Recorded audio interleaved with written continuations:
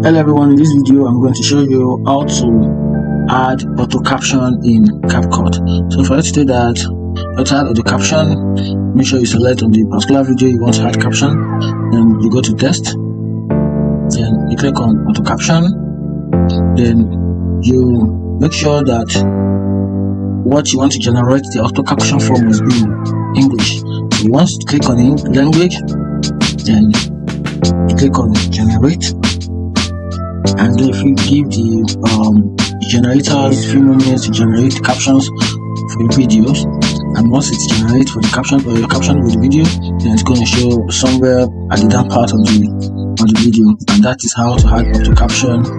You can see the auto caption has been added to the video. You can see this is the caption, and right here you can choose to resize the caption for the video. You can see, and that is how to add auto captions in CapCut. If you have this video helpful, like and follow for more. Thank you.